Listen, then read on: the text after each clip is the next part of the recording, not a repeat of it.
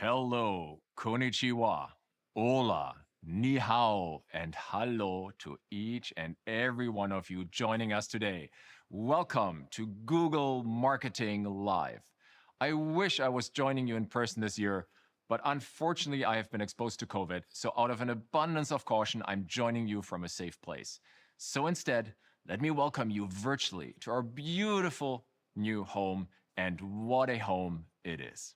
Bayview is an all-electric, net water-positive campus with the largest geothermal installation in North America. It has first-of-its-kind dragon-scale solar skin and nearby wind farms that power it on carbon-free energy 90% of the time.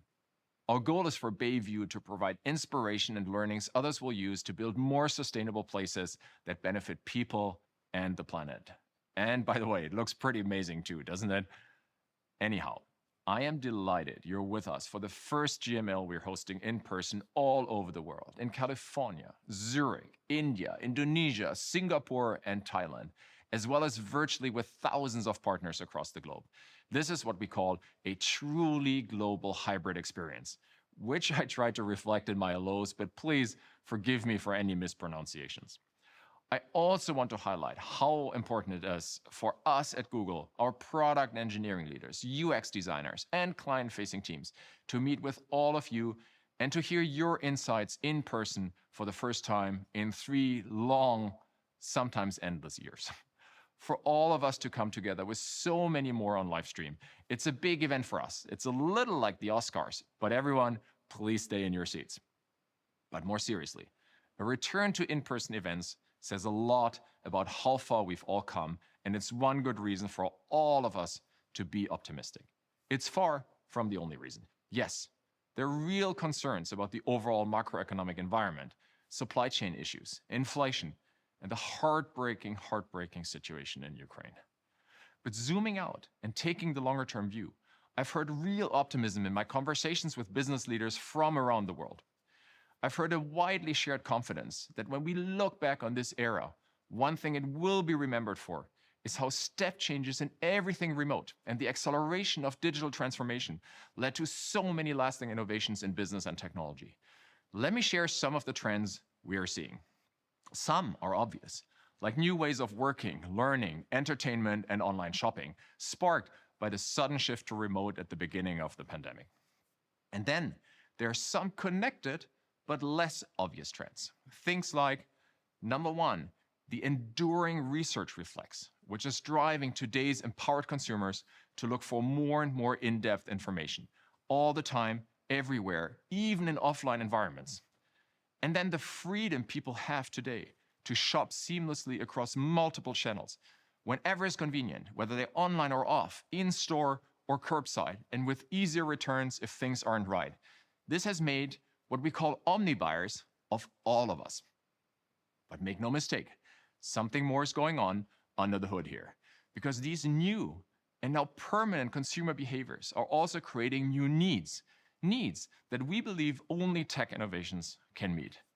Just think about some of the evolutions we have introduced at I/O this year. A few years ago, computers couldn't tell the difference between a dog and a cow. Soon, you'll be able to instantly glean insights about multiple things around you by exploring the scene using your camera. And think about how exciting it will be to scan products on a store shelf just like this and see an overlay of helpful insights right in front of you. Only a few years ago, looking up a physical location online would get you an address on a grid map, and if you were lucky, maybe a blurry storefront picture. Today, we have incredible experiences like our immersive view in Google Maps. It uses neural rendering to fuse billions of images and create entirely new representations of actual places to let you explore your favorite landmark, neighborhood, or your favorite restaurant like never before. A few years ago, it was okay for someone to send you a 25-page document. You actually had to read it to understand it. But with automated summarization, our machine learning models can now instantly summarize the main points from a long document. I know we all have a colleague or two who make us thankful that we're soon bringing this feature to Google Chat. And by the way, if you don't know who that colleague is, it might be you. But seriously though, this is groundbreaking. And let me be clear, it's not about virtual worlds. It's about making the real world better today by bringing in the best of what the digital world has to offer to the real world. It's about enhancing our reality to address actual needs via cutting-edge technology that makes our services multisensory and multimodal. And the machine learning and automation tools that make it possible is the same technology that let us do what we've always done. Put our coolest innovations in your hands. Power the next generation of Google Ad experiences and help you connect with consumers and grow your business. And that's why today we can already predict changes in category demand, market competition, and performance shifts for you better than ever before. It's why video is more accessible to advertisers and why automation can give you deeper insights and more transparency. And it's why we can offer you powerful, practical tools to transform your business. Take Etsy, which like many businesses already using Google's new Insights page to drive growth. They saw an increase in searches for sweatshirts and hoodies on the Insights page and use that information to help inform their website merchandising and content strategy. This contributed to a 49% lift in sales. And that's just one example of a company leaning into innovation and automation as the pragmatic response to ever-changing consumer behavior. And with a pace of behavior change today, it doesn't take long for that kind of innovation to completely transform a business, including yours. So whether you're here with us in person or joining virtually, and no matter where you are in the world, we have more amazing stories to share.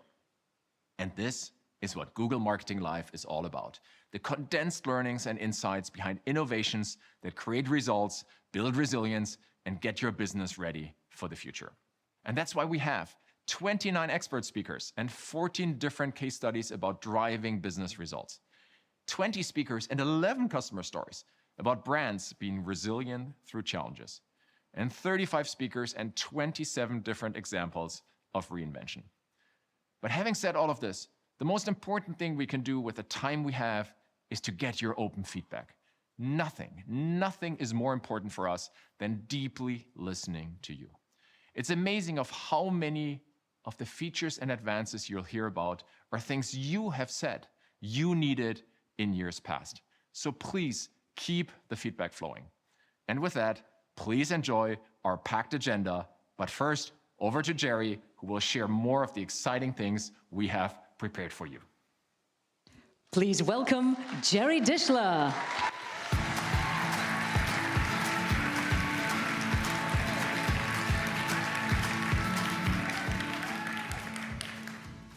Good morning, everyone, and welcome to everyone around the world joining us for Google Marketing Live. 3 years we've been physically apart. I'm thrilled to be hosting so many of you all at our Mountain View campus, our brand new campus here in Mountain View, California.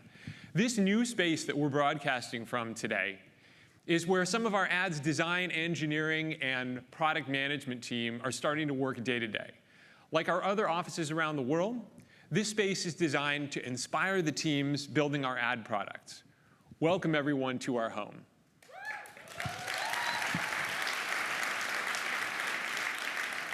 The lobbies here are going to showcase customer stories. They're not quite ready yet, but they'll be there.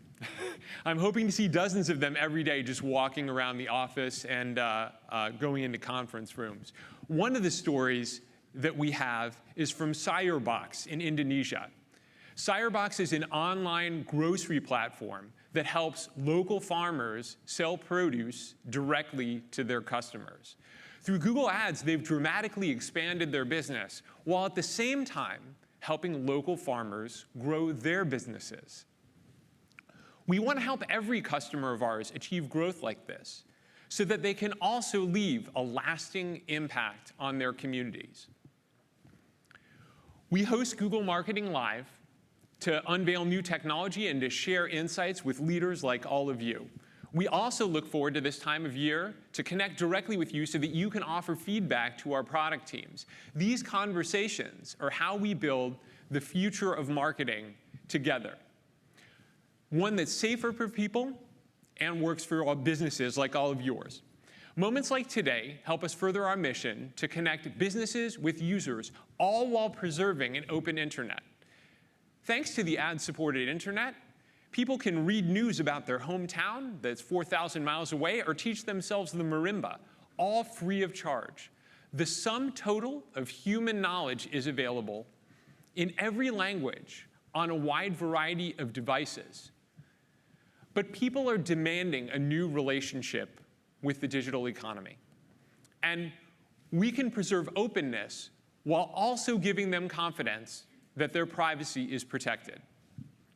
That's why we continue to build helpful ad products that respect people's privacy and put them in control of what they see. It's up to all of us to evolve how advertising works on the internet, because only together can we protect people's safety, give advertisers new ways to grow their businesses, and reward publishers and creators, leading to a healthy and thriving internet. Today, I wanted to share with you a bit about how we think about the future so that we can all best partner with all of you in building it. Let me break it down into 3 categories. First, how to reimagine what's possible. Second, how to drive results today. And third, how to better prepare for the future. Let's start with reimagine. So at Google, we work hard to understand the trillions of questions that people ask us every year to deliver the most helpful information possible. But the way people search for information shouldn't be constrained by what they type into a search box. In their everyday lives, people get information in a variety of ways, like talking to each other or observing the world around them. And while it's a huge challenge for computers to understand the world the way we do, advances in technology are helping us bridge the gap, and we're beginning to see these advances in search. With AI technologies like natural language understanding and computer vision, we're transforming search to be far more natural and helpful than ever before. Imagine a future where you can search any way and anywhere and find information about what you see, hear, and experience in whatever way is most intuitive to you. This is Google's vision for the future of search. It has the potential to really change the way that people search and engage with information. From typing keywords to asking a question with your voice to searching the world with your camera, we've continued to innovate to help people express themselves in ways that are more natural than ever before. And earlier this month, we launched multi-search, which is one of our most significant updates to search in several years. Now, if you're in the Google app, you can search by taking a photo and asking a question at the same time. So, for example, let's say you're in an auto parts store. You can snap a photo of a part and see if it'll fit your make and model. You can even add the word tutorial, and you'll be on the way to installing it by yourself. Another way that we're making search more natural is by helping you explore information more intuitively, no matter where you are in your journey. The way people seek out information isn't linear. So a single curiosity may have an endless number of paths to take, with every answer leading to a new question. For example, here in North America, we had a lunar eclipse earlier this month, and that got many folks interested in the solar system. But where do you even start in exploring a topic as big as the solar system? That's why we're reimagining search to help you explore information in a more visual and browsable way. 10 blue links may have made sense in the earlier days of the web, but today information is exploding and there's more choice than ever before. So we want to help you navigate all the rich and diverse information out there and go deeper in the topics you're interested in. For those moments when you're looking to explore a topic or find inspiration, we're transforming the search results page into an endless stream of visual ideas, so you can browse images, articles, and videos to help satisfy your curiosity online. In this case, you can jump into the vastness of the solar system and all its planets right from Google. As you explore the solar system, you'll be able to zoom in on topics that spark your interest, like what planets are terrestrial. You can also zoom out to explore related topics like how to decorate your kid's bedroom with a space theme. And there are so many moments where brands like yours can provide helpful information that people need along the way. It's not just about being able to show up for specific keywords, but having the rich and visual content that matches what the person is looking for, no matter how they express their needs. Even in moments when people are just browsing, Google can help them discover new ideas, including from the brands like yours that people care about. That's where all of you come in. With a more visual experience, we'll absolutely have more visual ads to make them more useful, inspirational, and engaging than ever. Today, I'm going to share a glimpse of what the next generation of Google ad experiences will look like. In search, you've become experts in text ads. Now you'll be able to leverage your visual assets for new opportunities. It's a really, really big deal. In our new experience, we'll have immersive and visual ads, clearly labeled as always, interspersed with the organic results when people are scrolling through ideas. When your ads are relevant, they'll see your beautiful photography and helpful product descriptions. These are just a few ways that we're reimagining search to make it more natural and helpful, whether you're looking to explore a topic or find visual inspiration online. So that's how we're beginning to think about the future of search. I next want to turn to online video. The video landscape has gone through a complete transformation. Online video watch time has gone up by 34% per day during the last 2 years as cord cutting becomes more prevalent. And short-form video is also exploding in popularity.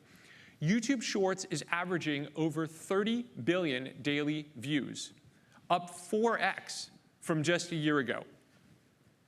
Finally, people are increasingly watching YouTube and other video on connected TVs. Given these changes, if you want to be where your audience is, online video is a must-buy. We're developing a full range of solutions so you can go all in on video at all stages of a user's journey and on every device. To start, we've been experimenting with ads in YouTube Shorts since last year, and we're pleased to announce that we're gradually rolling them out to all advertisers around the world. Starting today, we're including Shorts as part of our existing video action and app campaigns, and we'll enable you to run on Shorts automatically. As we continue to launch new formats, it's one of my top priorities to make it easy for all of you to access them. Next up is discovery. In particular, in moments of discovery, a video can convey so much. That's why starting this year, we're testing video ads in the feed on discovery as an engaging and interactive experience for our users. Now people will be able to engage with your brand in a more natural and visual and interactive way as they scroll through content looking for ideas and inspiration. Video is not just delivering compelling ads, you also told us that you're ready for a reinvention of how you reach people as they watch video on connected TV. That's why we're introducing Google Audiences in connected TV for display and video 360. And the best part, this will work across Hulu, Peacock, YouTube, and other ad-supported connected TV apps. In a few months' time, you'll be able to power your connected TV campaigns with affinity, in-market, and demo audiences with the same relevance you've been using on your digital ads for years. Moving forward, we'll keep bringing you a winning combination of the best streaming content and the best streaming ad technology. Video ads are on the TVs in your living room, they're gradually rolling out on Shorts, and they'll soon be on Discover. Of course, no matter what an ad looks like in the future, you're going to need them to deliver results. That means campaigns that meet your objectives simply. Sometimes I reflect on how far we've come from the old days of thousands or millions of keywords and crazy bid matrices. We've worked a lot to automate campaigns so that Google speaks your language rather than you having to learn ours. This commitment to automation is working, especially when we center the automation around your goals. Our clearest example of this is Performance Max campaigns, which have really exceeded all of our expectations.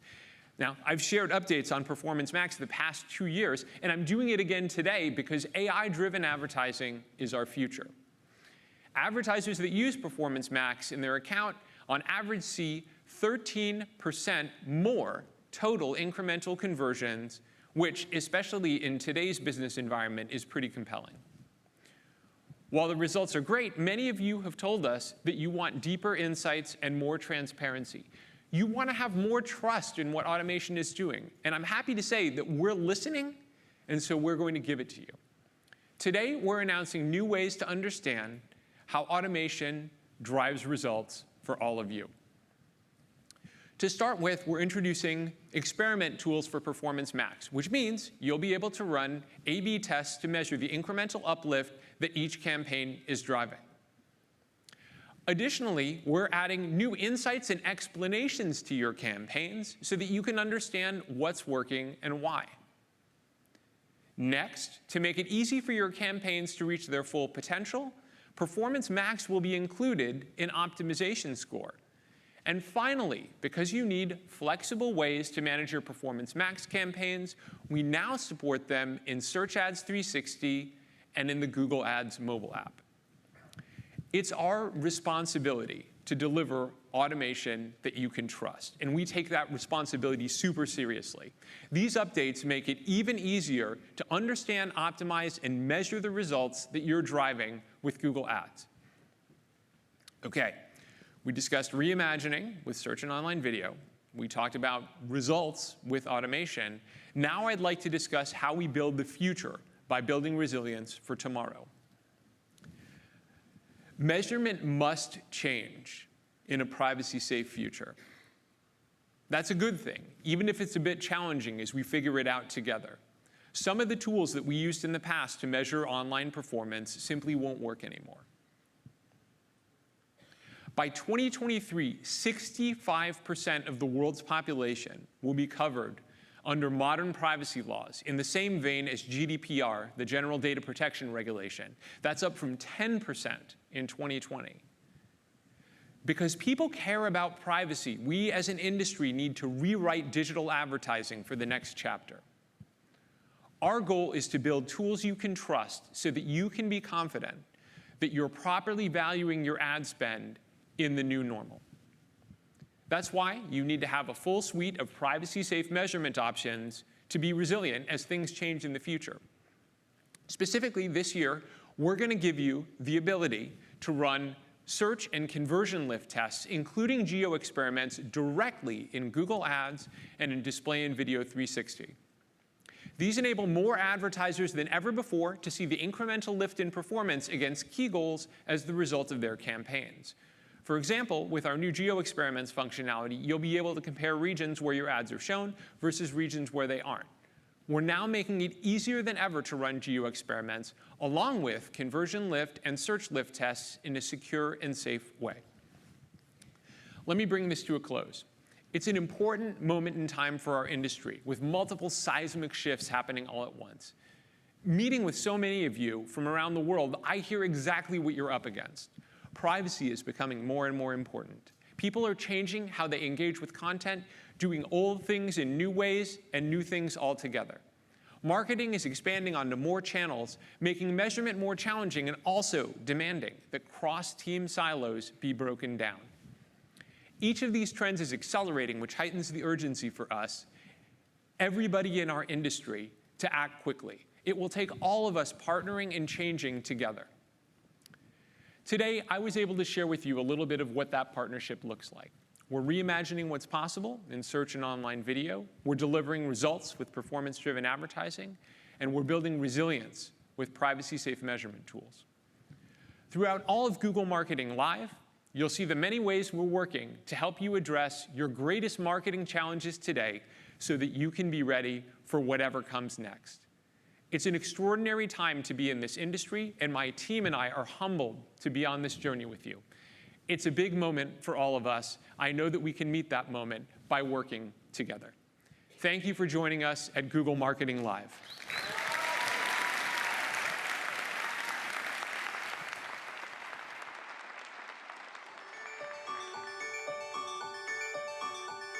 A fresh coat of paint can really transform a room. When you walk in, it just feels so good and brand new.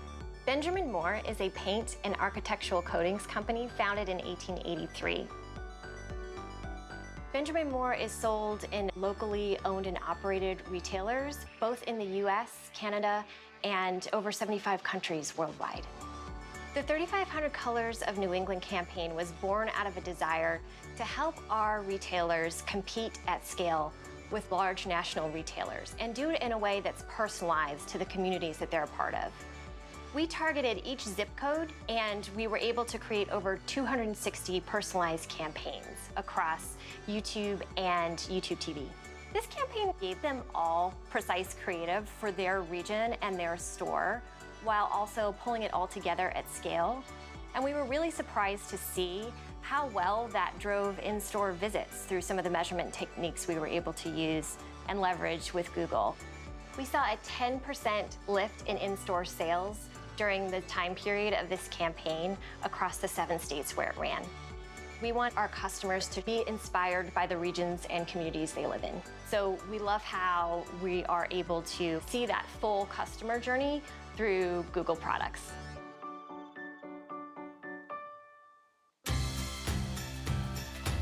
Please welcome Vijay Srinivasan.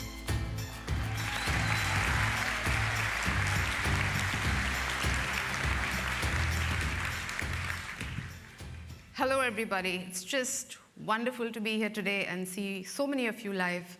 I can tell you the tapings were not quite as much fun, but thanks for being here today. So at Google, we talk a lot about automation and machine learning. It's really how Google Photos can create an album of just the best pictures of your dog. And it's how Google Health uses photos of people's eyes to make it easier to diagnose diseases like cardiovascular disease and diabetes. Ads was actually one of the first teams at Google to implement machine learning into our products, and we remain the largest use case here. Machine learning is just central to everything that we do, but really, what does that mean for you? So let me give you an example. Let's say you have this song stuck in your head, but just can't remember what it's called. Now, if you open your Google app, you can hum or just whistle the tune, and search will be able to find it for you. I tried this out recently with my girls. Let's check it out.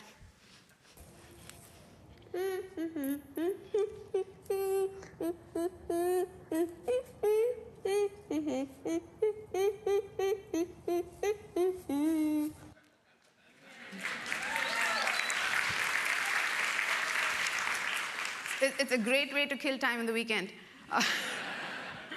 Now, a lot had to happen behind the scenes for those results to show up.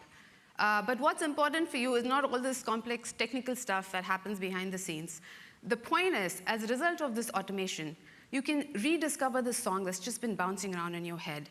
And that is just magical. And that's exactly how we harness the power of machine learning and automation through Google Ads.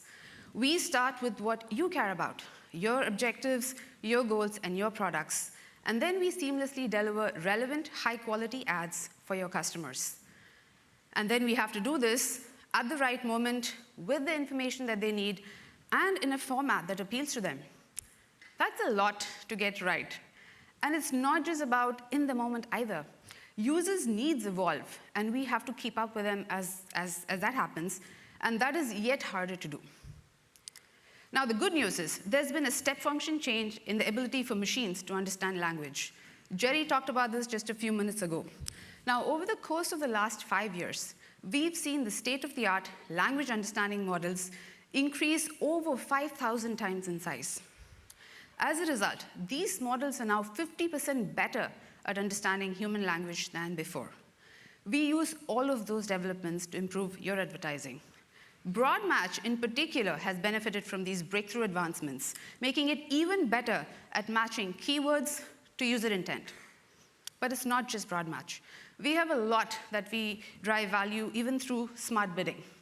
If you look under the hood, what you see is that we've increased our machine learning processing speed by over 10 times over the last year. And we did this by migrating to Google's cutting-edge tensor processing unit hardware and then developing a whole bunch of innovations in machine learning orchestration. This has just opened the door for larger, much more powerful deep learning models. And these models are more powerful because they just train a lot faster. But this is what's important. For customers optimizing towards a target ROAS, this has led to an average of 6% more conversion value. That means every click that we're driving for you now is even more valuable than it was before. Now, that's all great, but you guys have also told us, hey, we want to test this for ourselves and make sure it works for your campaigns. We've heard you, and this is why we've now introduced a simplified one-click experiment to prove whether or not Broad Match, when paired with smart bidding, can work for you. Now, our data shows us that advertisers that upgrade their exact match keyword to Broad Match in campaigns that use a target ROAS see an average 20% more conversion value. Now, that is phenomenal. So we are leveraging all of this automation, even for creatives. We want to make them more appealing and more relevant to everything that you deliver. Later this year, we are enabling responsive search ads to use text content directly from your landing pages in your account. We'll just pull from all your existing high-quality assets to address a customer's unique search. If you opt in, our automated technology crawls your site, finds just the right content that can be effective for your ads, and we could also show a relevant headline from an ad in a different ad group. And we know brand matters to you. So you will be able to review all of these automatically created assets in the asset and combination reports and see for yourself how they perform. Now let's shift gears a bit. Let's think about how somebody may want to engage with your business. Oftentimes, this means visiting your website or app to learn more. Other times, someone might want to have a question answered very quickly, so quickly that they don't even want to leave the Google search results page. Today, you can use Google Business Messages, and customers can message a business directly through Google Search, Google Maps, or even the business's website or app and get timely support. And soon, your customers will be able to make far more informed purchasing decisions by messaging businesses directly from search ads. This is a feature that is now in testing, and we plan to have an open beta by end of the year. But let me give you an example of a real customer using it. So HDFC, India's largest private sector bank, has been testing this in their home loan ads. The results have just been striking. They were able to connect with prospective customers as soon as they searched for things like home loans. In every month that they tested, they've answered over 40,000 questions and driven over 1,300 new leads. Now, of course, you want to connect with your customers in many formats, not just search ads. Maybe you want to use formats like video and display. Last year alone, advertisers used tens of millions of assets in their campaign. Now, to help you store, source, and organize all of these creative assets, we are making the asset library in Google Ads available to all advertisers. It's a one-stop shop that enables you and your team to import, collaborate on, and just organize all your image and video content. And once the content is imported, it can be accessed wherever you're building your ad, be it discovery, app, display, or Performance Max campaigns. Furthermore, you can also integrate your asset library with Google Drive just to make all of this easily accessible. And you'll be able to see these access-level insights to help you understand how your business has responded to your message. But it's not just about managing existing assets either. Soon, we'll be able to create an effective video and publish it to YouTube in as little as 60 seconds directly in the library. 60 seconds. I can't even pop a bag of popcorn in 60 seconds. That's pretty nice. So on top of that, you will only need as few as 5 of your image, logo, and text assets to make an effective ad. Now, you know better than I that good marketing is all about establishing a real connection with your users. And if you understand what somebody wants, you can connect with them wherever they are. Now, the most powerful tool possibly for understanding your customers' needs, Google Analytics, has been around a while, almost 2 decades now. Now, our goal with Google Analytics 4 is to help you understand your customers' behavior in this complex marketing landscape, and it's getting more complex. So one of the ways we're doing this is by using the new intelligent home experience. If you're using Google Analytics 4, this is something that you can access right now. Using machine learning, Google Analytics 4 automatically uncovers insights that you can use to better understand your customers, and it's just there, ready for you. This means you can reach people with more relevant messages based on where they are in their journey. Are they prospects? Maybe they're returning customers. It will even show you predictions about future customer behavior and what their value will be to your business over time. Now, this has been so powerful and so popular with our customers that we've adopted a similar approach with Google Ads, where we deliver real-time trends about customer behavior on the Insights page. Now, this page is tailored to your business, and it just covers a gamut of use cases. For example, you can see what's working across Google channels by viewing the new Attributions Insight. And you can quickly see campaigns that are helping customers along the entire journey. With that understanding, you can now view budgets. And with the budget insights, you can basically see which campaigns are keeping pace and which are not. Maybe you want to move your budget to those that are driving better results. And this extends even beyond Google Ads. By using the audience insights, which will soon support first-party data, you can learn more about your customer list. Perhaps this high-value audience list that you have needs to be refreshed. Maybe it's not actually driving the conversion value that you expected. And so far, we've been viewing all of these insights at the single account level.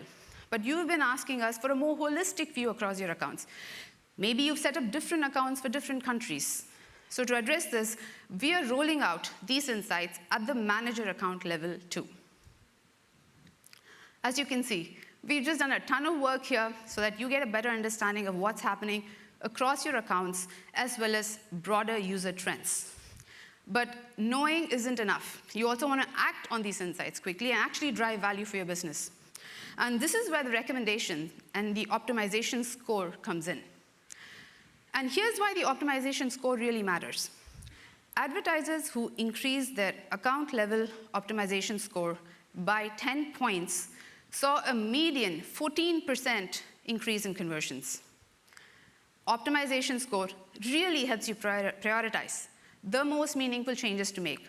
And in a few months, the score will cover every campaign type in Google Ads. You'll now be able to review recommendations, apply what makes sense, and seize every chance to improve performance for whatever campaigns you are running with Google Ads. So, I know I've covered a lot today, but I want to leave you with this.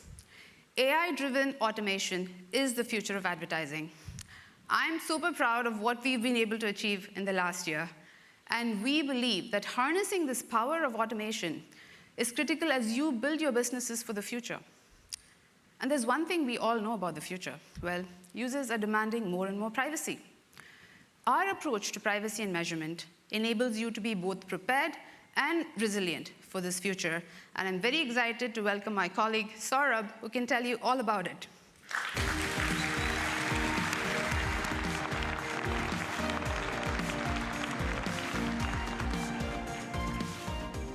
Hello and welcome. It's great to be here today to share Google's plans for privacy and measurement. As you heard from Jerry earlier, getting privacy right is a key priority for us. It's possible to model buying journeys with precision, even as there's less data available, like when users opt against sharing their data. We want an approach that works for users and advertisers alike. Advertising needs to preserve safety for users, full stop. And advertising needs to grow stronger businesses. We want to enable you to grow your business while guarding user privacy. And I'm here to talk about how we can work together to do more with the consented data you have. At Google, we can get privacy right by sticking to a handful of straightforward principles for our users. We never sell your personal information. We never use sensitive information to personalize ads. We never use the content you create to personalize ads. And we work on your behalf to protect your privacy. People trust us with their data, and we need to reward that trust. We need users to know all the ways they can control the ads they see online. And users should have confidence that they control their data and know that their data is used to show them ads. So to give users more control of their ads, we're launching My Ad Center later this year. Through My Ad Center, users will be able to control how their data informs the ads they see on YouTube, search, and Discover. People can choose to see more ads from the categories or brands they like. They can also opt to see fewer ads from categories or brands they're not interested in. It's a straightforward mission control experience for someone's experience with ads on Google. Now, we've spoken with thousands of people about their expectations for privacy while browsing online, and we hope that My Ad Center will bring users more confidence and trust in advertising. And in turn, you can be confident that you're talking to a relevant, engaged audience. So now let's talk about what we're doing to help businesses. We're partnering with you to find new ways to reach consumers that align with privacy-safe advertising principles. And you can see one example of this via our work in the Privacy Sandbox from Chrome and Android. Later this year, we'll expand our testing of interest-based advertising and remarketing campaigns in Google Ads and Display and Video 360 to incorporate these signals from the Privacy Sandbox APIs. On Google Ads specifically, you can grow your business by combining your first-party data with automation in a privacy-safe way. New customer acquisition through Customer Match is one way to grow your business. And we've already enabled this for Performance Max, and we'll be bringing it to other campaigns later this year. In short, we're developing new technology that works for Google inventory and publisher partners so that advertisers can deliver relevant ads and respect user privacy across the full ad ecosystem. In addition to cutting-edge technology, we're also working on reinvigorating tools that have been used for years, like marketing mix modeling. These models are inherently privacy safe because they work in aggregate. They also work across media and platforms, including Google channels like YouTube and connected TV. And to give better insight into what's working, we're improving our MMM data platform. These improvements will allow us to provide data inputs more quickly so that anyone using MMM reports can know the impact of their media sooner. Now, the right kind of measurement can create a virtuous cycle. Information about what you're doing leads to educated predictions about what else is happening.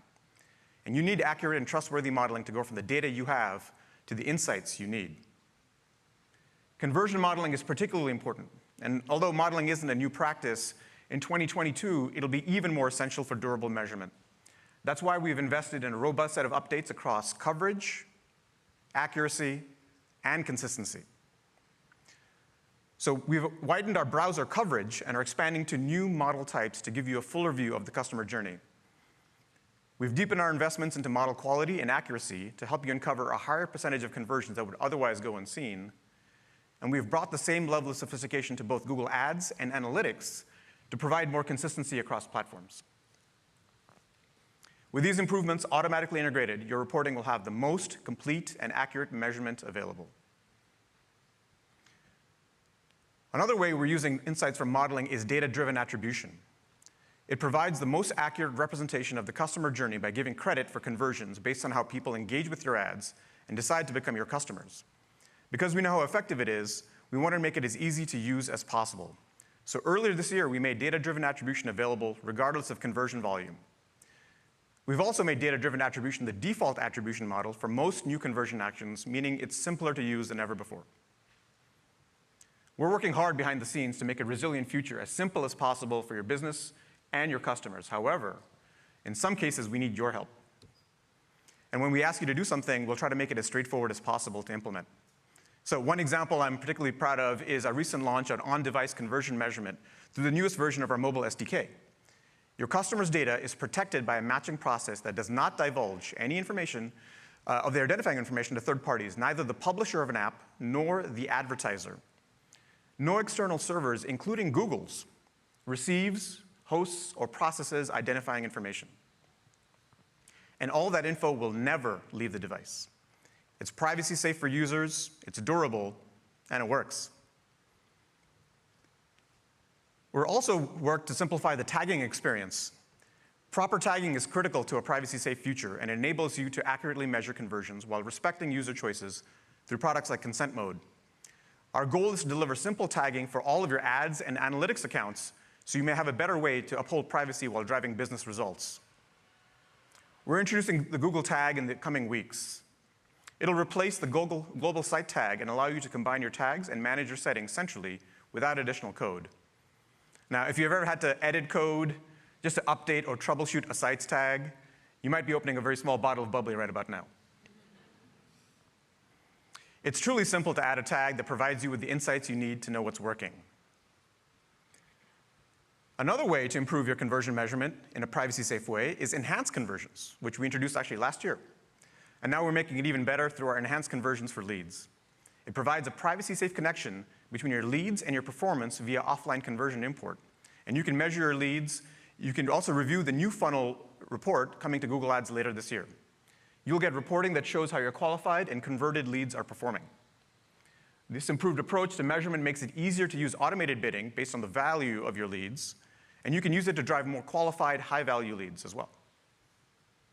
And soon, you'll be able to take the durability of enhanced conversions for website conversions to additional digital channels.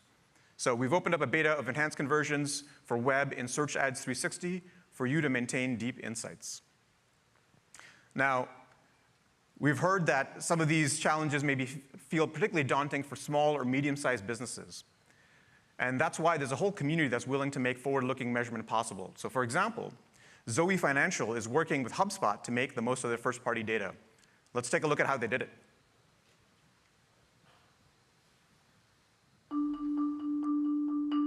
So Zoe Financial is a wealth planning platform where consumers could find, hire, and work with their ideal financial advisor. Step one is, can you find the people that are looking for you? But once you do that, then how do you scale it in a cost-effective way? Not every client is looking for the exact same thing, and they're not all at the same stage of life. So we tweaked the model to not only conversion, but retention and experience. We now are able to use data from the clients that we have to go find people just like them in a way in which Google and HubSpot could speak the same language and give us kind of real-time signal of what works and what doesn't. We now have a much better feel for how to identify that signal versus noise by partnering in such a close way with Google. In a world where you're trying to identify the right client as you scale, it is critical to have partners like Google and HubSpot that have a two-way communication of that first-party data in a safe way. Regardless of the size or complexity of your business, you can respect user privacy while driving business growth. And to make it even easier to deliver industry-leading measurement to your company, HubSpot will soon support enhanced conversion for the web for all of their clients. If you use Telium, Segment, mParticle, or Adobe to manage your campaigns, enhanced conversions may already be available, and work with your provider if you haven't already implemented in your accounts.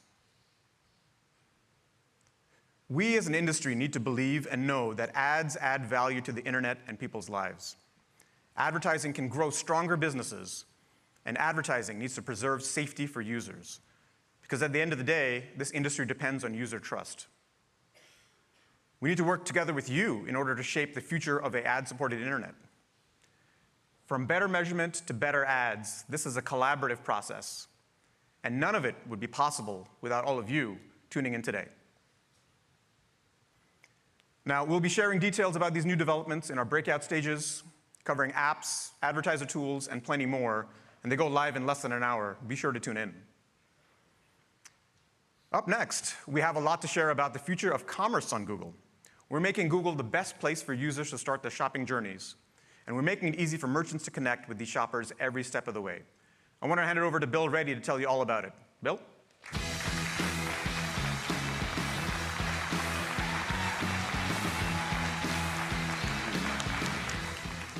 Hello, everyone. I'm thrilled to be back on campus and in person with all of you. Today, more than 4.9 billion people are online, and the internet has transformed every aspect of our lives. People are shopping on Google more than 1 billion times per day, for everything from flip-flops to the best barbecue grill to Squishmallows. At the same time, we've seen brick-and-mortar stores make a comeback. In-store sales rebounded by over 8% in 2021 to $21 trillion globally. And while shoppers returned to stores, they still enjoyed tried and true omni-channel shopping experiences, like having their purchases ready in-store nearby with the click of a button.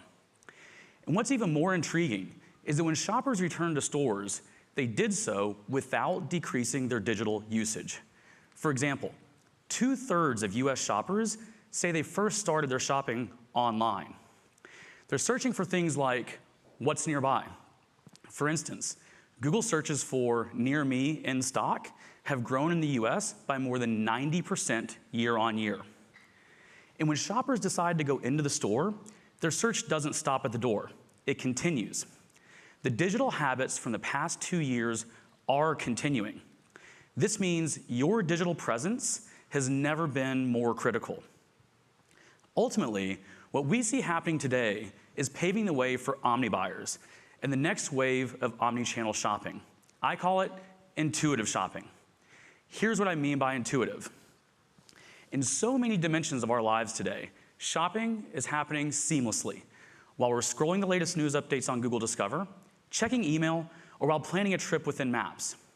People are shopping in spontaneous moments throughout their day when you least expect it, but actually when you really appreciate it. As a matter of fact, US shoppers are concurrently shopping across 7 categories in just a 2-day period. We see this on Google. At any given moment, people are in different stages across a variety of journeys, often for product categories that are unrelated, like shirts and mustard. Actually, for me, mustard on my shirt always does seem to go hand in hand.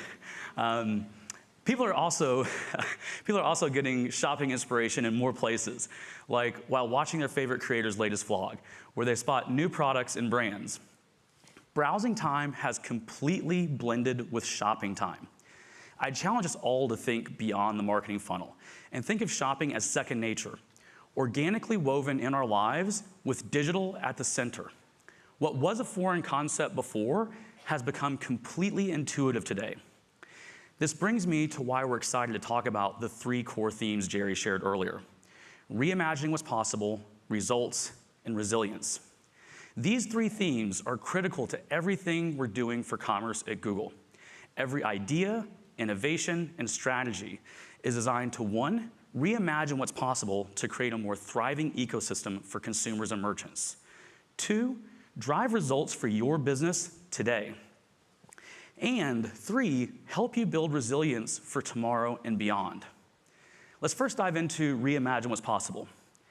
We've been hard at work reimagining and reinventing the commerce experience on Google. Our mission is clear: to create delightful shopping experiences for people all over the world, while building the world's most innovative products and tools to help you better connect with those people in exciting ways, effortlessly. This starts with giving people more reasons to love shopping on Google and creating more ways for you to reach and engage with them as they shop. Shoppers are seeking new, immersive ways to interact with the brands they love, to discover new ones, and to explore new products. This insight led us to begin making it possible to window shop on Google Search last year, a first step towards offering shoppers a more visual and engaging experience. Let's say you search summer dresses. Right now, by the way, searches for summer dresses have grown in the US by over 80% year over year. You'll instantly get a visual feed of information, including product reviews, style guides, and vivid images. You can even filter by style, fit, and brand. This is a game changer in helping shoppers find inspiration across multiple sources at the same time. Helping people find what they're looking for is just the starting point. The next step is ensuring what they find is what they had in mind. Take the example of shopping for new furniture. We believe AR will become the next permanent staple in how shoppers interact with brands and products digitally. And we're bringing this to Google Search. If you have 3D models of the products you sell, Google can now surface them to shoppers looking for similar items right on search. This will help brands increase buying confidence by letting shoppers visualize products in their real environment. That's just a couple of the many ways we're reimagining shopping on Google to drive more demand for your business. As we've been working toward making Google the best place for billions of people to shop, we've also been aggressively investing in building an open ecosystem where all merchants can flourish, from the world's largest retailers to the local shops down the street. And we're proud of the work we've been able to achieve so far with the help of incredible partners like Shopify, BigCommerce, and WooCommerce. Let me introduce you to one of our merchants, Playa Society, who has seen great results using Google and Shopify.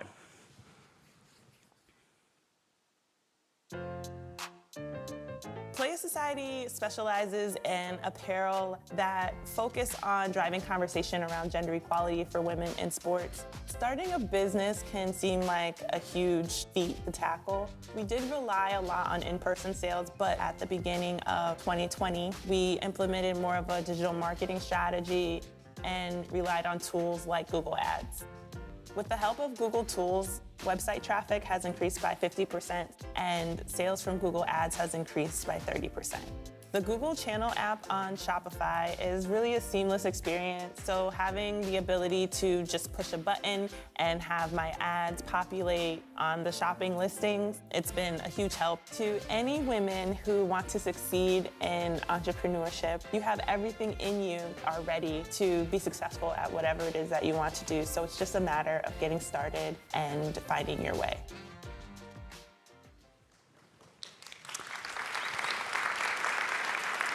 What an inspiring story. As we're building and reinventing, we follow two core principles.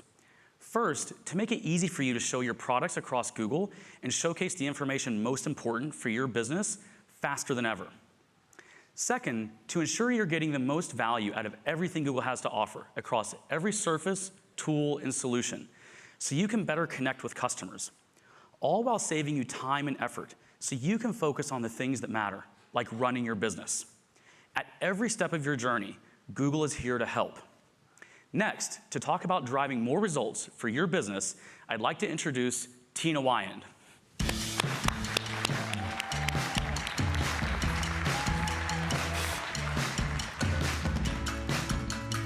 Thanks, Bill. Hello.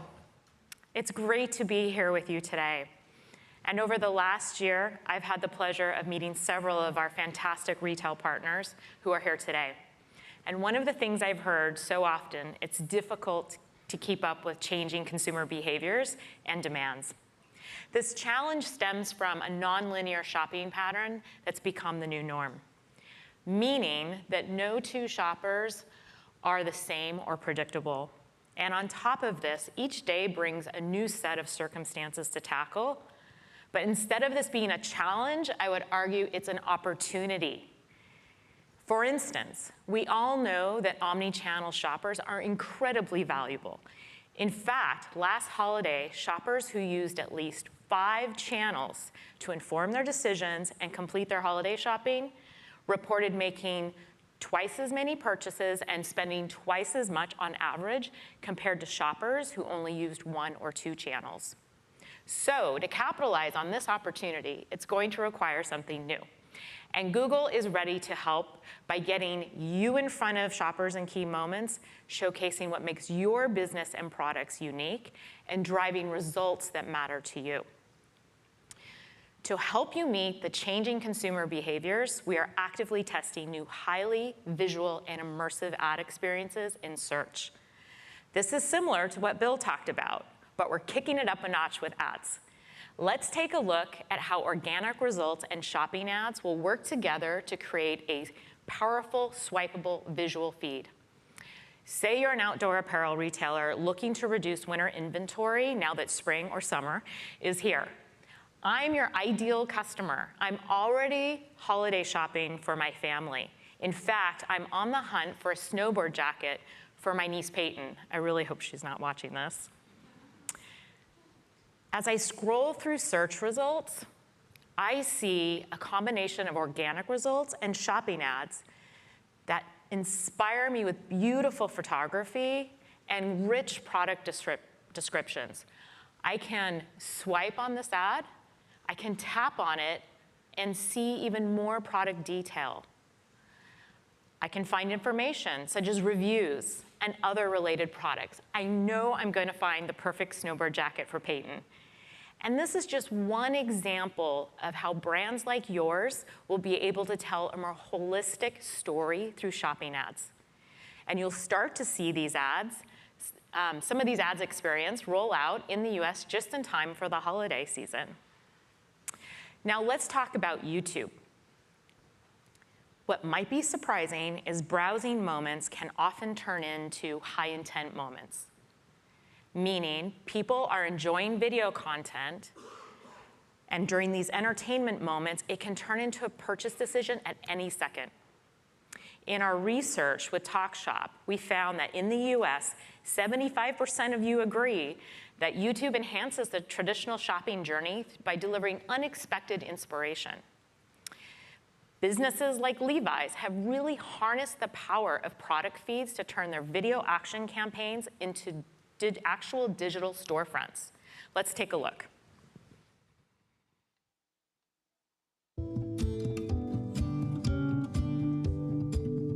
Levi's is an iconic brand with a long and colorful history. We invented the blue jean 150 years ago. My name is Eric Smith. I'm Director of Performance Marketing here at Levi Strauss & Company. At Levi's, it's all about staying true to our brand values: empathy, integrity, originality, and courage. How can we produce content and get in front of the right audience in a way that feels tailored to them while also being authentic and true to the brand? And in order to do that, we want to be meeting the customers where they are, and YouTube is one of the places that's very effective at driving results. We've really scaled up our efforts on YouTube, specifically around video action campaigns and product feeds. Video formats just give us so much more freedom and allow us to feature product more dynamically. Product feeds take this one step further by allowing us to feature product shown in video and drive traffic to Levi.com to allow customers to shop directly. We've seen great results with this ad format with 150% lift in engagement and an 8-to-1 return on ad spend. We really see Google and YouTube as a key partner. They give us confidence in our investments and the results that help drive where we need to go.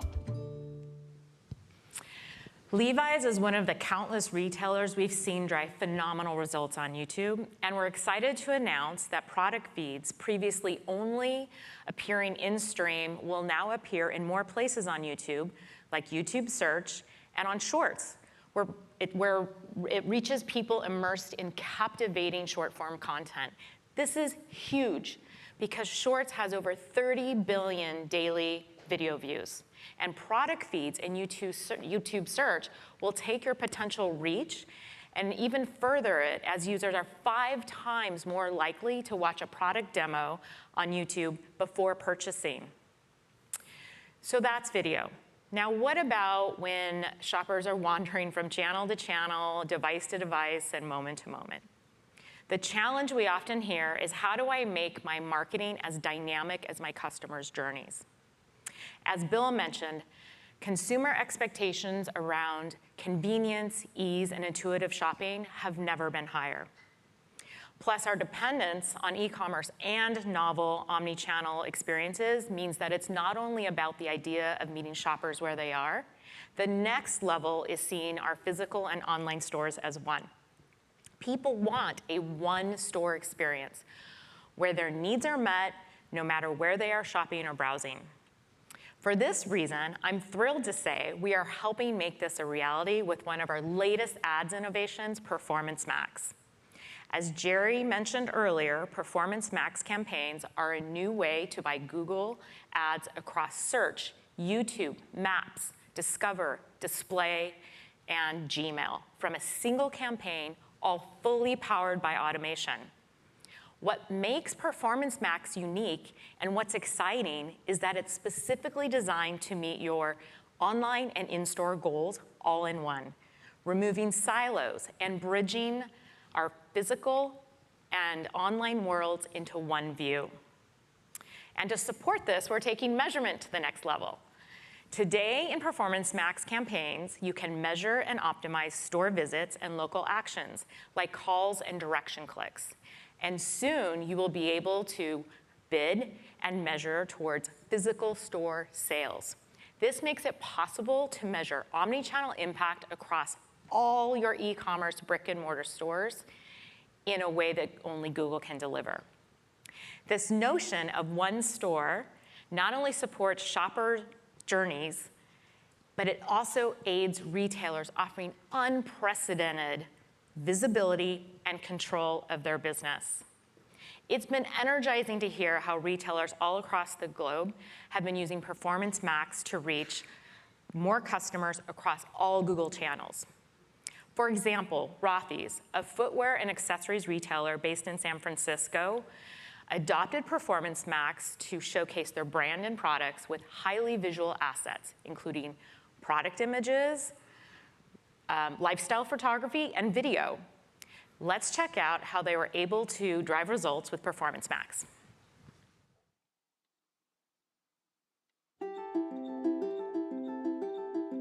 Here at Rothy's, we say we look good, feel good, and are good.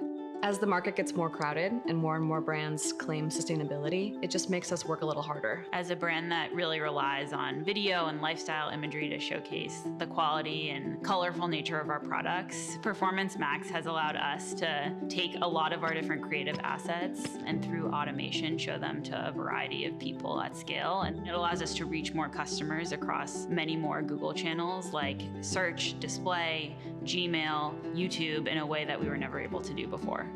Since using Performance Max, we've nearly doubled our impressions. They're up 89%. We grew conversions by 60%, and we grew revenue by 59%. Of course, at first, we were hesitant using automation to make such important decisions, but the results spoke for themselves. What's at the heart of Rothy's is the people. It's the customers. We have over 2 million strong, and that community makes an impact. We are excited about this next chapter to be walking alongside them.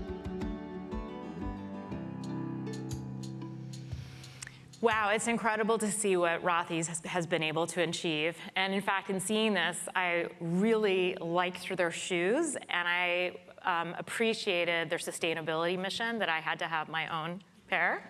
So, okay, so now to walk you through an exciting new merchant experience and our last theme, resilience, I'd like to introduce my colleague, Matt Madrigal.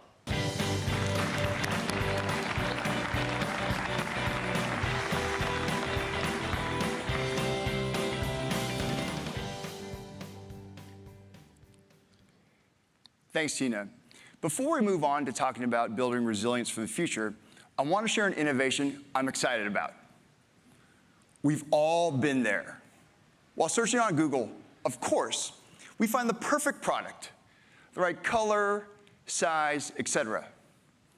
Wouldn't it be great if you could go straight to the merchant's checkout page with the chosen product already in your cart?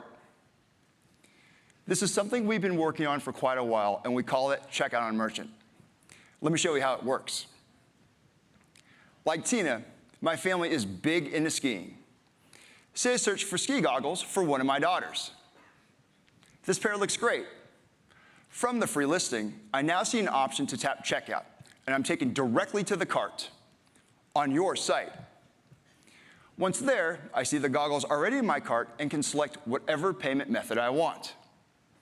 What was once a multi-step buying journey from Google to your site is now transformed into just a few simple clicks.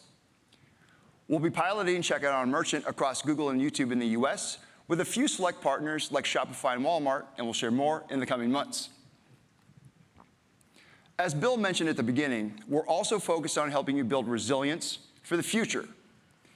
The last couple of years have really shown that real-time, actionable insights and progressive measurement are the backbone to success in our dynamically changing world.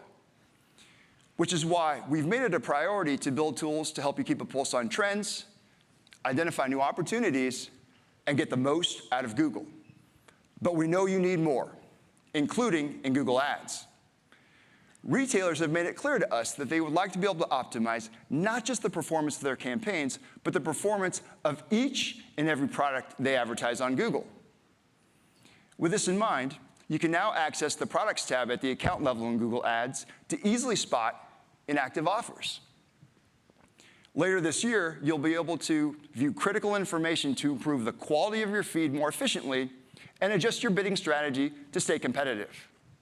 For example, you'll be able to identify products with missing attributes, see when competitors have stronger offers than you, and get other best practices to drive maximum results. You'll see this in your Google Ads account starting this fall, so you can leverage it throughout the critical holiday season. Lastly, we know that loyalty is part of the secret sauce for driving long-standing growth and profitability. In fact, people in top loyalty programs make 2 times more purchases and are 77% more likely to choose the loyalty brand over competitors. Loyalty programs are an excellent way to create rich first-party experiences with your customers. And there's a huge opportunity to promote the value of your loyalty program before shoppers even get to your website or to the front door of your store. This is where Google can help make the difference, helping you win customers at the moment they're deciding which retailer to buy from. That's why, coming in the next few months, you'll be able to showcase your loyalty benefits on Google. With billions of people shopping on Google every day, your loyalty program being front and center is epic. Let's dive into all the cool new loyalty capabilities. Let's say my daughter, a member of Sephora's Beauty Insider program, is shopping for a blow dryer brush on Google. When she clicks on the Sephora listing, she can opt in to seeing exclusive loyalty program benefits as she shops, like 15% off her purchase during the Spring Savings event, free shipping, special deals, and earning points on what she buys. Pretty awesome, right? As the retailer, you can offer this experience to your current loyalty program members on Google through the loyalty integration. Now that's for your existing members. The next thing I'm pretty pumped to share today is that we're also creating ways for you to attract new loyalty members. We know you've been asking about this, and I'm excited to share in the coming months, we'll be opening up the ability for advertisers using Performance Max campaigns to attract new loyalty members in the US with ads. You'll simply upload your customer loyalty lists in a privacy-safe way into Customer Match, and Google does the rest through the power of automation. These ads will be shown exclusively to your potential new loyalty members. These are just some of the innovations my team has planned for this year. We're excited to partner with you on this journey. To close out, we're experiencing an incredible moment in history. How brands and shoppers connect digitally and in person is being radically transformed right before us. Intuitive shopping will continue as our everyday norm. As it does, our goal at Google will remain to create the most delightful experiences for shoppers, all while helping businesses thrive and create connections with these shoppers in the moments that matter most. We look forward to working together with you each step of the way. Thanks for joining us.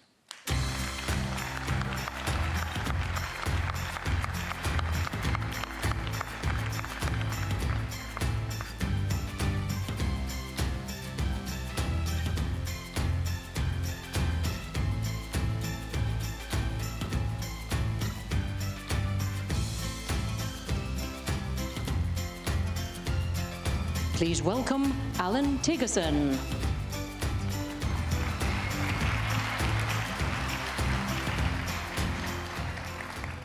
Good morning. You've heard our vision for the future, and our product team just laid out the roadmap to get us there. And that's a map to what's next, and we're very excited to build that future with you. But I'm here to talk about what works now. So you've been building the marketing organizations of tomorrow since before the pandemic. And the last few years have been a roller coaster, thinking in quarter to quarter or even week to week increments. Now we want to help set you up to be ready for years to come. The pandemic likely broke some organizational inertia, but the challenge now is keeping that spirit of accelerated learning and agility going. This is about continuing the digital transformation process, not starting over. Now, if we learned anything from the last 2 years, it's that being ready is not a feeling, it's a choice.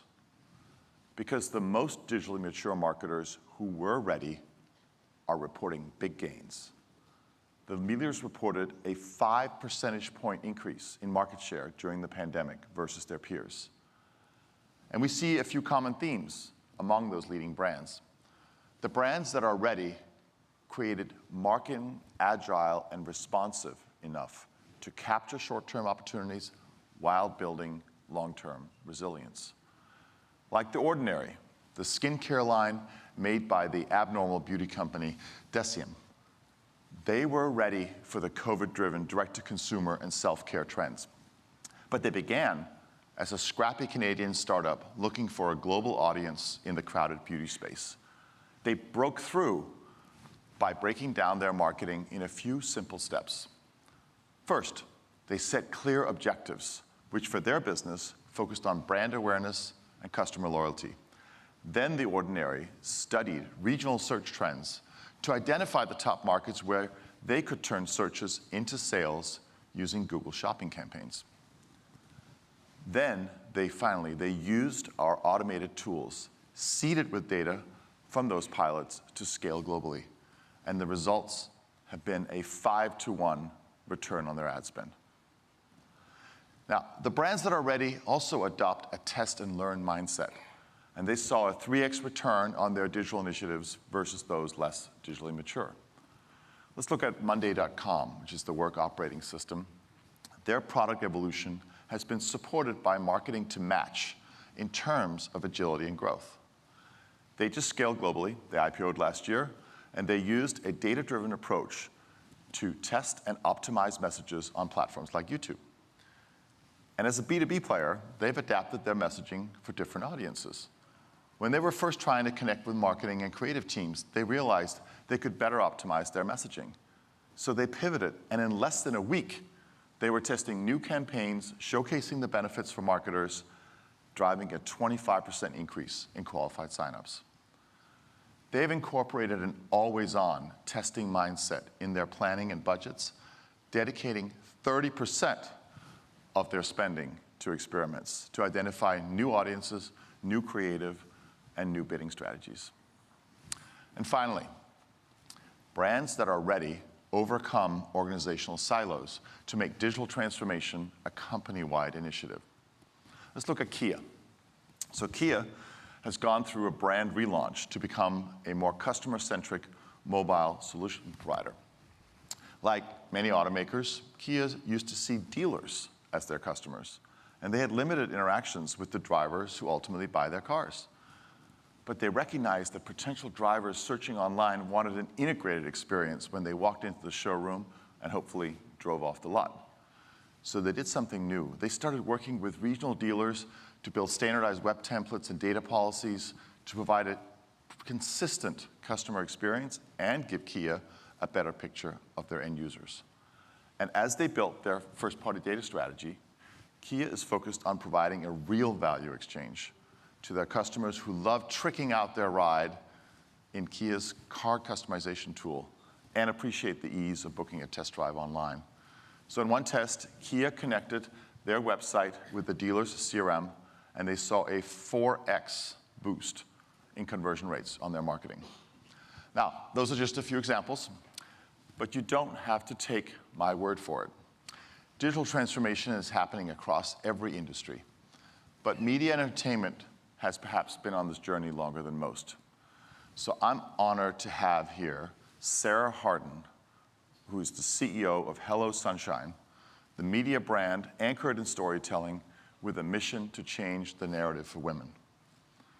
With her founder, Reese Witherspoon, Hello Sunshine produces shows like Big Little Lies, The Morning Show, films like Gone Girl and Wild, but they also do unscripted series, animation, podcasts, and the popular Reese's Book Club. And they have found success across every major streaming platform, including HBO, Netflix, Apple, Hulu, and more. Please welcome Sarah Harden.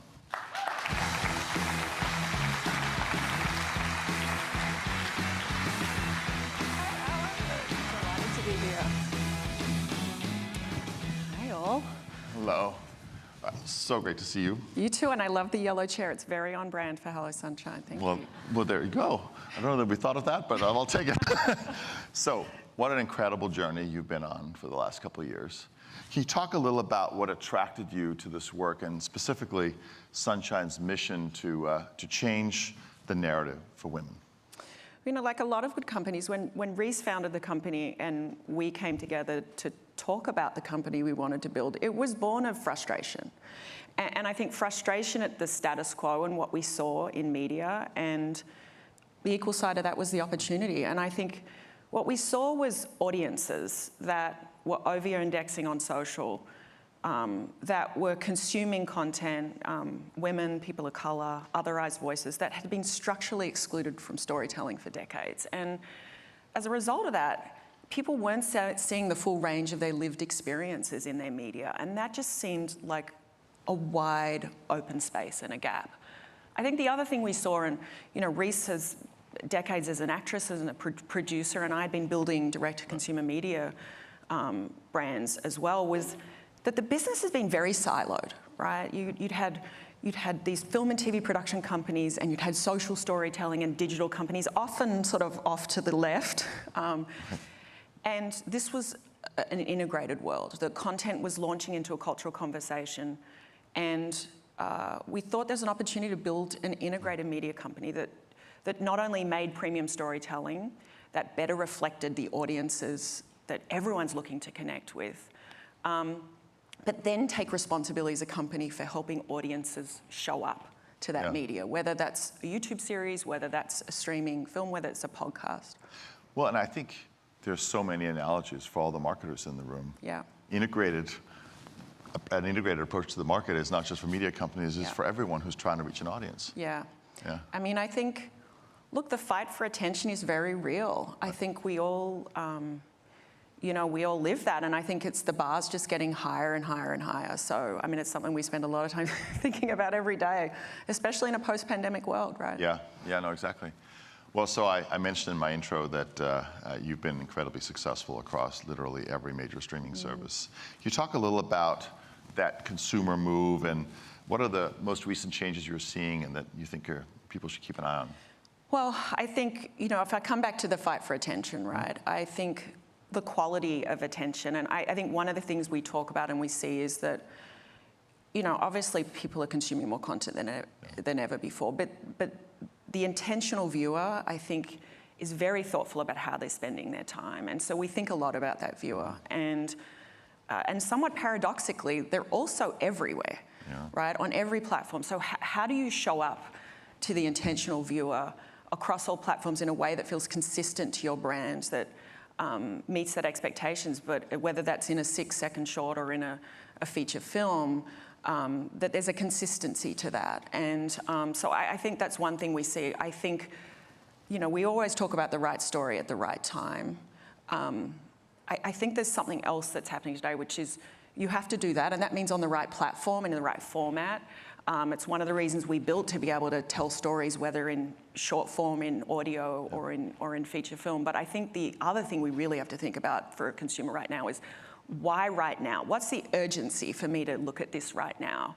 And that means understanding, we talked about that cultural conversation, understanding where people are in their lives. Like, where women are in May is very different than where they are in July. I mean, am I right? May is the worst month of the year for parents, dads as well, but we do a lot of our social listening for women. It's horrific.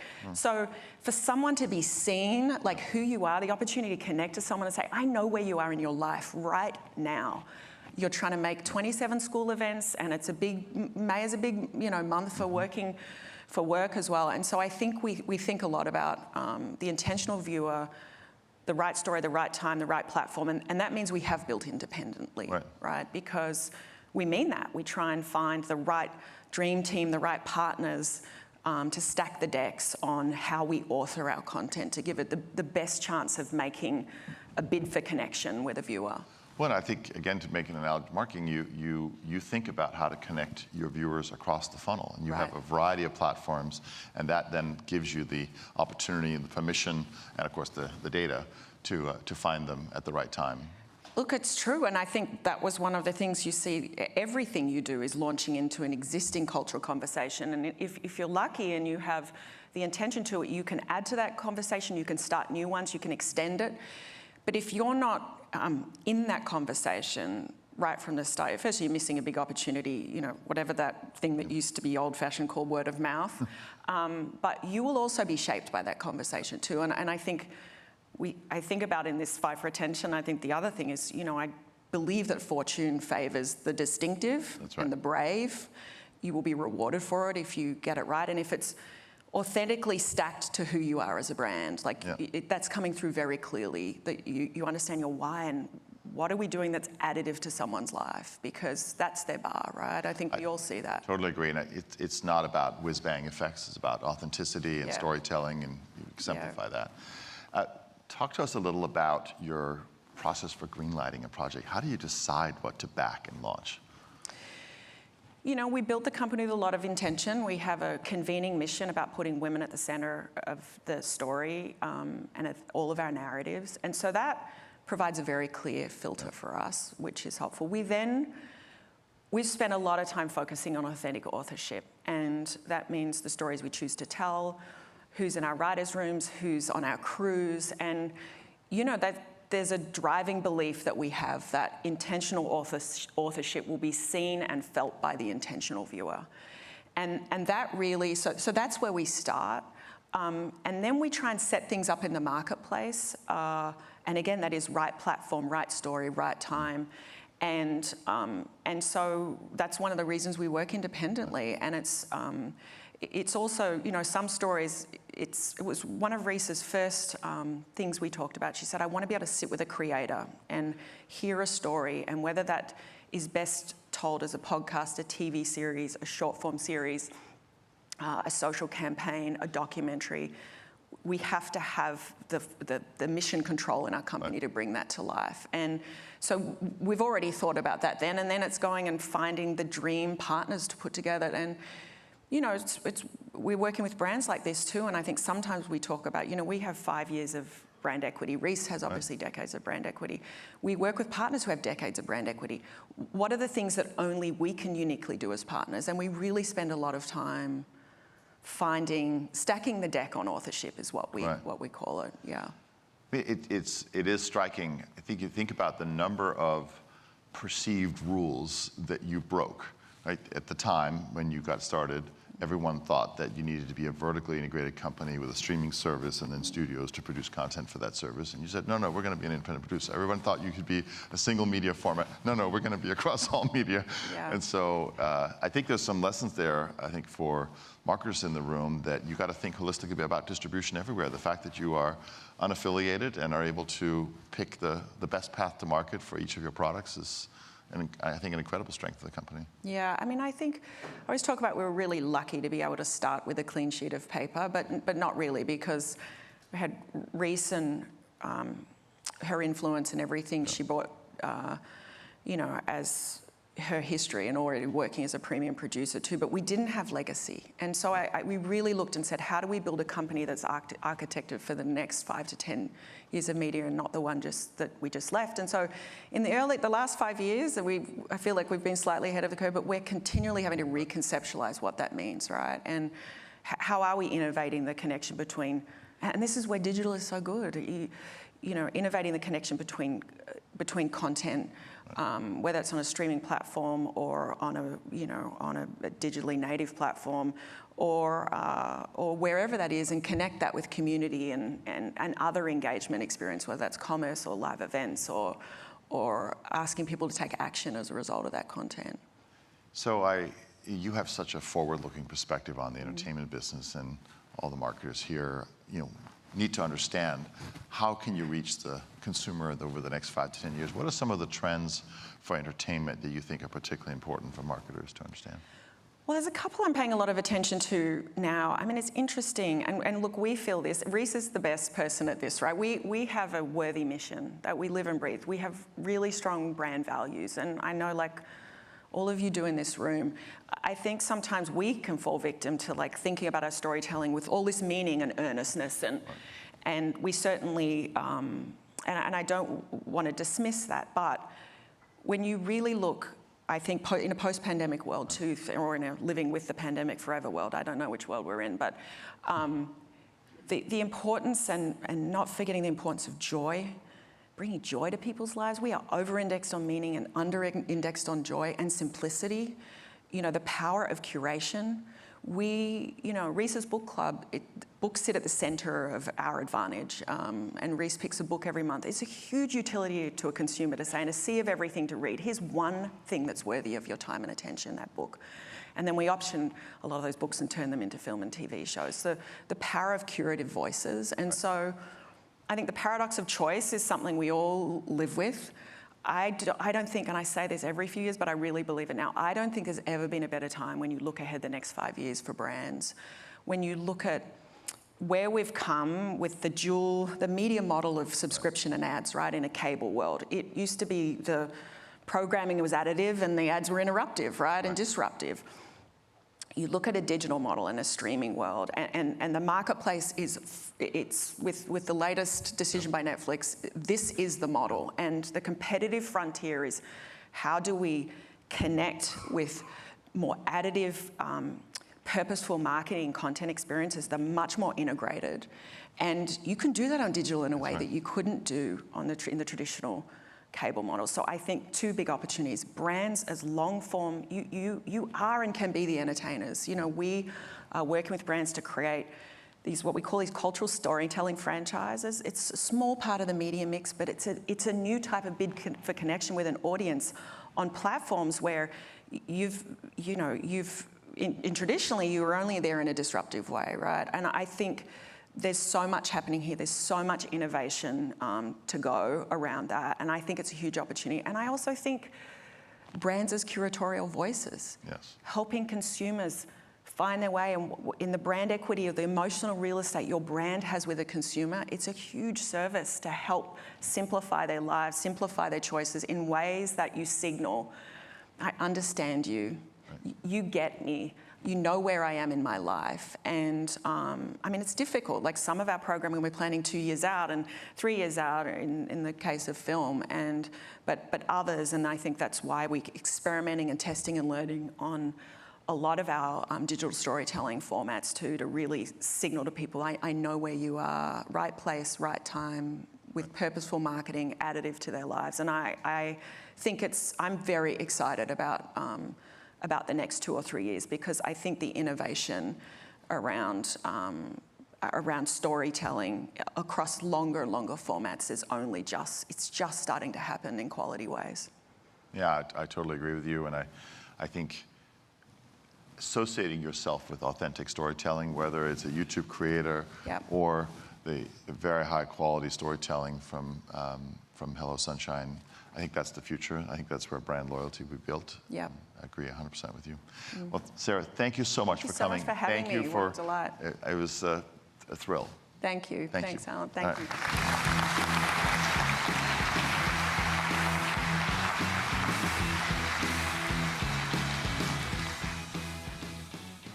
Well, that was fantastic.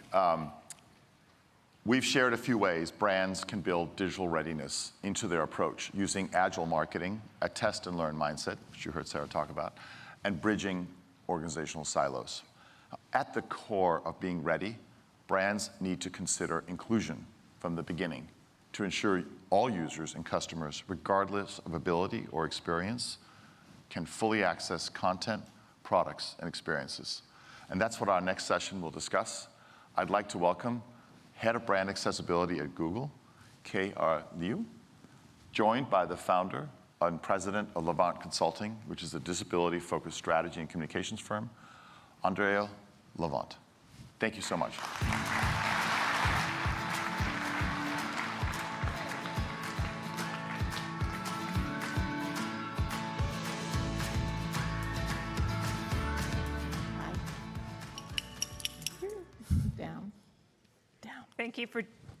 Thank you for joining us today. I'm so excited to be here with you all, with Andrea, to talk about the importance of accessibility marketing. I want to ask you, Andrea, why don't you tell me about how Levant Consulting started? First of all, I'm thrilled to be here. Koji and I are thrilled to be with you today. So in terms of Levant Consulting, I actually started out working in the nonprofit industry. And within that industry, you get exposure to a lot of other industries, corporate, philanthropic, government. And there was a key thing that I noticed, and it was honestly that people were afraid to address disability. It wasn't so much about a lack of desire to be inclusive, but it was just that many organizations, many companies expressed that they just didn't know how to approach accessibility in their work. And so I recognized that no matter what the industry was, there was some bridging that needed to happen. And we really wanted to, and what I wanted to do was to be able to invite, to engage, and show people how to value disabled people within their organizations and in their communities. Absolutely. And there is a human and business imperative for including accessibility in your work, and creative work especially. Can you talk to why accessibility marketing matters? Well, accessible marketing matters because it allows all users, regardless of diagnosis or disability or ability, to fully engage and to fully access brands' content, their products, and their experiences. The fact is, disability impacts everyone. Absolutely. At some point, almost everybody is going to experience disability in one way or another, whether it's that they have it or that they know somebody that has a disability. Absolutely. And there are 1 billion people with disabilities, 1 in 4 adults in the US. And globally, that's 1 billion potential users we can reach. That represents $8 trillion in spending power. And brands benefit from creating accessibility in marketing because it opens up their work to a wider and more diverse audience. The industry often approaches accessibility from a product perspective, but not a storytelling perspective, right? Mm-hmm. And marketers know it's important to address, to address the community's needs, but often they don't know where to start, right? And they don't know how to authentically engage and represent people with disabilities in ads and content. So where can brands start? Well, there's a phrase within our community that we use a lot. It's nothing about us without us. It's understanding that there is value for us, meaning disabled people, to be a part of these conversations.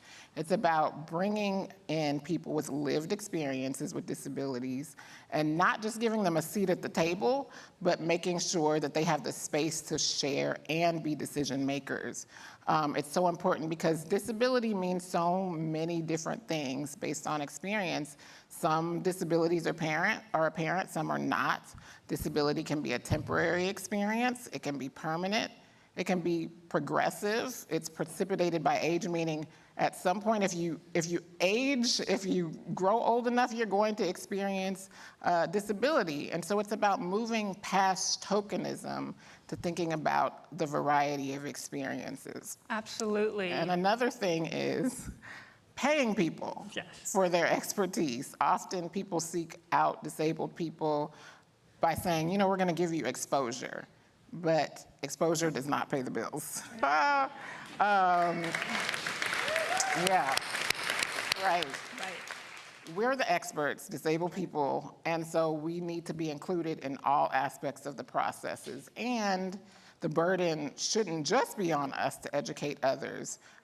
So it's about working with us, working with creatives and experts, and then dedicating the resources to doing it right and providing training and support for your internal teams. Absolutely. And, we want this to be a drumbeat that continues, right? We want it to resonate with brands and not a one and done thing. So what can we do to ensure that accessibility remains a focus for brands? One phrase I like to say is that it's not accessibility, inclusion, it's not a product, it's a philosophy. Accessibility is a mindset, so we're not about box checking here. It's about making a sustained commitment. Brands need to in order to reach disabled consumers, and they need to reflect that internally. It's also an evolving process. Technology is ever evolving, so accessibility best practices are also evolving, and so we need to think about that and understanding that it's an ongoing journey. We've certainly come far, but we have a long way to go, so we need to really infuse it. Companies need to infuse that into their work and put those things into action. Again, emphasizing that one person can't speak for everyone, so it's important to have conversations with multiple people with disabilities to understand the diversity of our experiences and our perspectives within the community. Absolutely. So how do we foster more of these types of conversations? Disabled people are in every single community, so the better everyone kind of gets that understanding and bringing in these perspectives, the better the results are. So it's about identifying where companies are at, doing an internal audit of sorts to determine where you're starting, examining internally and externally. Who are your employees? What are their lived experiences? Where has accessibility entered into your work? And then engaging staff, engaging peers to identify those opportunities to build accessibility into the work and into the philosophy of the way that you're doing things and being innovative about that. Absolutely. Which is what we've done together, I think. You know?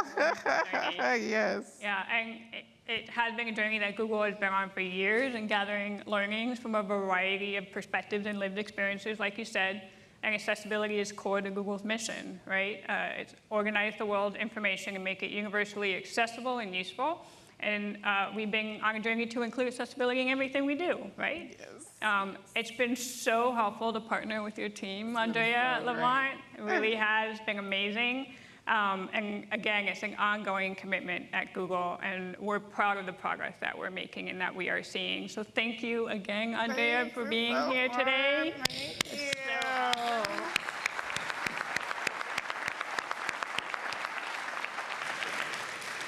Now, I would love to end with an example of some amazing work that we have done with accessibility marketing in action. We recently launched a short film, A Coda Story, which shows how assistive technologies like live captions and Google Meet help connect more people.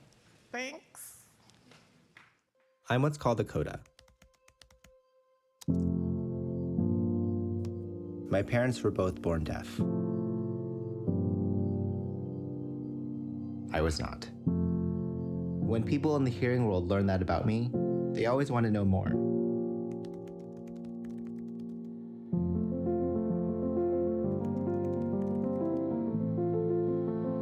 You start out your forehead and then go out with your hand. I've always had one foot in the deaf world and one in the hearing world. I translated a lot for my parents. It made us closer. Now that it's been over a year since we've seen each other in person, communication is more important than ever, especially with this kind.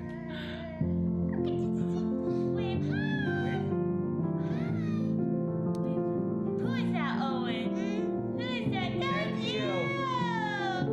It's their first time being grandparents, so they don't want to miss a single moment.